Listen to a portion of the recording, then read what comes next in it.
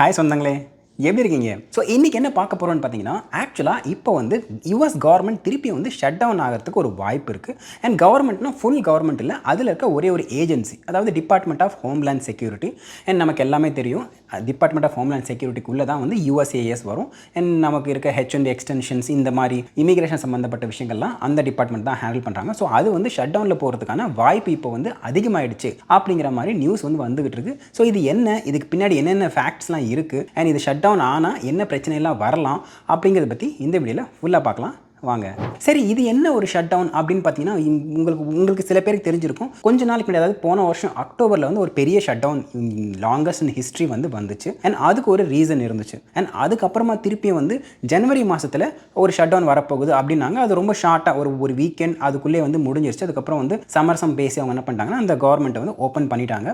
And அந்த open பண்ண அந்த பீரியடில் பார்த்தீங்கன்னா, ரெண்டு பார்ட்டிக்காரங்களுக்கும், ரிப்பப்ளிக்கன் அண்ட் டெமோக்ராட்ஸ், இவங்க ரெண்டு பேருக்குமே ஒரே ஒரு ஏஜென்சி கிட்ட தான் பிரச்சனை. அந்த ஏஜென்சி என்ன அப்படின்னு பார்த்தீங்கன்னா, department of homeland security, DHS.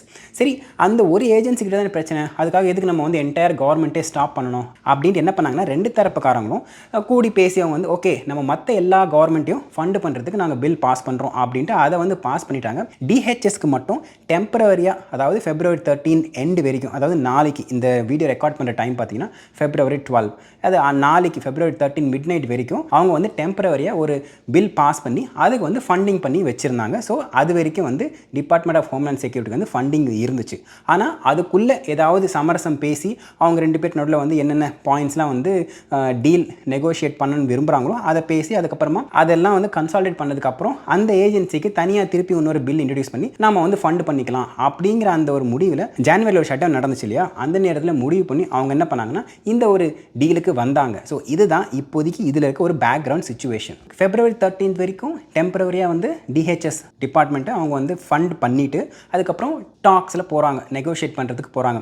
ஏன்னா டெமோக்ராட் சைடு பார்த்தீங்கன்னா அவங்க வந்து ஒரு சில கோரிக்கைகள் வைக்கிறாங்க. அது எல்லாமே எதை ரிலேட்டடாக இருக்குதுன்னு பார்த்தீங்கன்னா, இங்கே வந்து இமிகிரேஷன் அண்ட் கஸ்டம்ஸ் என்ஃபோர்ஸ்மெண்ட் ஒரு ஏஜென்சி இருக்கு இல்லையா, அவங்க வந்து ஒரு சில ஆக்டிவிட்டீஸ்லாம் பண்ணுறாங்க. அதில் வந்து எங்களுக்கு வந்து ஒரு சில மெஷர்ஸ்லாம் அவங்க ஃபாலோ பண்ணணும், ஒரு சில ரூல்ஸ் அவங்க ஃபாலோ பண்ணணும் அப்படிங்கிற மாதிரி. அதில் ஒன் ஆஃப் த ரூல் பார்த்தீங்கன்னா, மாஸ்க் போட்டுருக்கூடாது, அதுக்கப்புறம் வந்து யாரோட வீட்டுக்குள்ளேயாவது போகணுன்னா அவங்க வந்து ஒரு ப்ராப்பரான ஜுடிஷியல் வாரண்ட் இருக்கணும் அப்படிங்கிற மாதிரி அவங்க சைட்லேருந்து ஒரு பாயிண்ட்லாம் வச்சுருக்காங்க. அதெல்லாம் அவங்க ஃபாலோ பண்ணணும். பண்ணால் நாங்கள் வந்து எங்களோட ஓட்டை கொடுக்குறோம், அதுக்கப்புறம் இந்த டிபார்ட்மெண்ட் ஆஃப் ஹோம்லேண்ட் செக்யூரிட்டி நீங்கள் வந்து ஓப்பன் பண்ணிக்கலாம் அப்படிங்கிற மாதிரி அவங்க வந்து நெகோஷியேட் பண்ணுற ஒரு பாயிண்ட்டாக அது வந்து முன்வைக்கிறாங்க.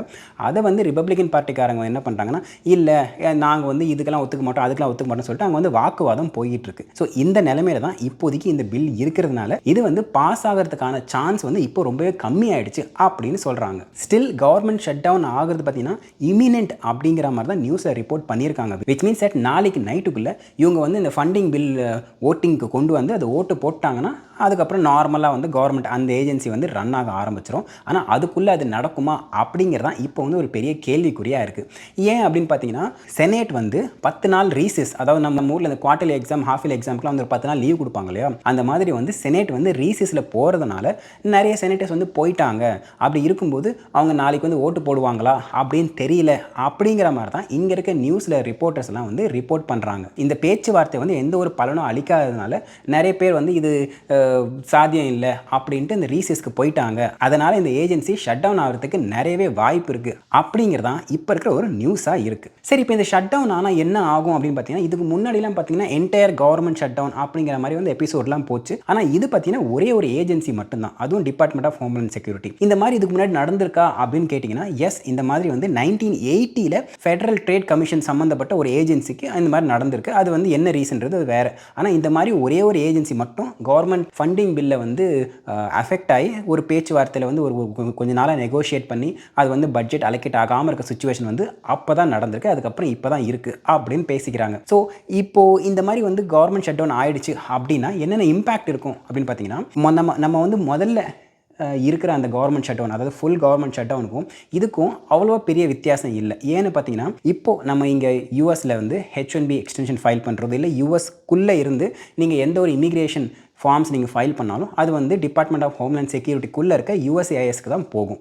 அந்த மாதிரி USCISக்கு போகும்போது அவங்க பார்த்தீங்கன்னா இந்த மாதிரி வந்து கவர்மெண்ட் ஃபண்டிங்கை எதிர்பார்த்து இருக்கிற ஏஜென்சி கிடையாது. அது வந்து ஃபீ ஃபண்டட் ஏஜென்சி கீழே வரும். அது நம்ம நிறைய கவர்மெண்ட் ஷட் டவுன் வீடியோவில் நான் வந்து டிஸ்கஸ் பண்ணியிருக்கோம். ஸோ இந்த மாதிரி ஃபீ ஃபண்டட் ஏஜென்சி கீழே வரதுனால ஒரு அட்வான்டேஜ் என்ன அப்படின்னு பார்த்தீங்கன்னா, அவங்க வந்து கவர்மெண்ட்டோட ஃபண்டிங் எதிர்பார்த்து தான் அவங்க வந்து அந்த ஏஜென்சி நடத்தணும்னு அவசியம் இல்லை. நம்ம அந்த ஃபார்ம் ஃபைல் பண்ணும்போது ஃபீஸ் கொடுப்போம் இல்லையா, அந்த ஃபீஸை வச்சு தான் அவங்க வந்து ரன் பண்ணுறாங்க. அதனால் முக்கால்வாசி எந்த ஒரு எஃபெக்டும் இருக்கக்கூடாது அப்படிங்கிறது தான் இப்போ இருக்க ஒரு அண்டர்ஸ்டாண்டிங்காக இருக்குது. இந்த கவர்மெண்ட் ஷட் டவுன் வந்து எவ்வளோ நாளைக்கு நீடிக்கிறதுக்கு வாய்ப்பு இருக்குது, இன்கேஸ் இது வந்து ஷட் டவுன் ஆச்சுன்னா நீடிக்கிறது எவ்வளோ நாளுக்கு வாய்ப்பு இருக்குது அப்படின்னு பார்த்தீங்கன்னா, இந்த கேள்விக்கு நிறைய பேர்கிட்ட ஒரு கான்க்ரீட்டான பதில் இல்லை. ஏன் அப்படின்னு பார்த்தீங்கன்னா, இது வந்து ஒரு ஃபுல் கவர்மெண்ட்டை வந்து ஷட் டவுன் பண்ண வேண்டாம் அப்படிங்கிற காரணத்துக்காக தான் போன வாட்டி என்ன பண்ணாங்கன்னா, இந்த ஒரு ஏஜென்சியை மட்டும் விட்டுட்டு அவங்க மற்ற எல்லா கவர்மெண்ட் ஏஜென்சிக்கும் வந்து ஃபண்ட் பண்ணாங்க. அண்ட் டெமோக்ராட்ஸை பொறுத்த வரைக்கும் DHSக்குள்ளே ஆப்ரேட் ஆகிற ஐஸ் இந்த ஏஜென்சிக்குள்ளே தான் அவங்க வந்து நிறைய டிமாண்ட்ஸை வந்து வைக்கிறாங்க. ஸோ அப்படி இருக்கும்போது அவங்க வந்து ஒரே ஒரு ஏஜென்சி தானே, எவ்வளோ நாளைக்கு வேணால் நம்ம வந்து இழுத்துட்டு போகலாம் அப்படிங்கிற ஒரு மைண்ட் செட்டில் கூட அவங்க இருக்கலாம், தெரியாது. அதே மாதிரி இல்லை இந்த ஒரே ஒரு ஏஜென்சி தானே, நம்ம வந்து அவங்க என்ன சொன்னாலும் கேட்காம நம்ம வந்து ஸ்டால் பண்ணலாம் அப்படின்னு ரிப்பப்ளிகன் சைடு நடக்கிறதுக்கும் வாய்ப்பு இருக்குது. அதுவும் நமக்கு தெரியாது. கான்க்ரீட்டாக யாருமே வந்து வெளியே வந்து சொல்ல போகிறதில்ல. ஆனால் நெகோஷியேட் மட்டும் அவங்க பண்ணிக்கிட்டே இருக்க போகிறாங்க. ஸோ இந்த சிச்சுவேஷன் இப்படி இருக்கும்போது இது ரொம்ப நாளாக வந்து இழுக்கிறதுக்கு வாய்ப்பு இருக்குது அப்படிங்கிறது தான் இப்போ ஒரு சில பேரோட ஒரு அண்டர்ஸ்டாண்டிங்காக இருக்குது. அண்ட் இது எப்படி வந்து ப்ளே அவுட் ஆக போகுது, அவங்க என்னென்ன வந்து அட்வான்ஸ்மெண்ட் கொண்டு வர போகிறாங்க, எவ்வளோ சீக்கிரத்தில் நெகோஷியேட் பண்ணி யாரை ஒத்துக்க போகிறாங்க, யார் காம்ப்ரமைஸ் ஆக போகிறாங்க அப்படிங்கிறது நமக்கு பொறுத்து இருந்து பார்க்குற மாதிரி தான் இருக்கும். இப்போவே நமக்கு எந்த ஒரு கான்க்ரீட்டான இன்ஃபர்மேஷன் இந்த ரெக்கார்டிங் பண்ணுற இந்த ஸ்டேஜில் இல்லை. ஸோ அவ்வளோதாங்க. நான் மேலே சொன்ன பாயிண்ட் எல்லாமே வந்து நான் பர்சனலாக அப்சர்வ் பண்ண ஒப்பீனியன்ஸ் தான். இதை நீங்கள் வந்து இல்லை ப்ரோ நீங்கள் 1-2 பாயிண்ட் மாற்றி சொல்லிட்டீங்க அப்படின்னாலோ, இல்லை உங்களுக்கு ஏதாவது பாயிண்ட் ஆட் பண்ணணும் அப்படின்னு நினச்சிங்கனாலோ தாராளமாக வந்து கமெண்ட் செக்ஷன் சொல்லுங்கள், தெரிஞ்சுக்கலாம். அண்ட் இதே மாதிரி இன்னொரு வீடியோ நான் சந்திக்கிறேன். அது வரைக்கும் thank you, tata, take care, bye bye. And சொந்தம் தொடர சப்ஸ்கிரைப்.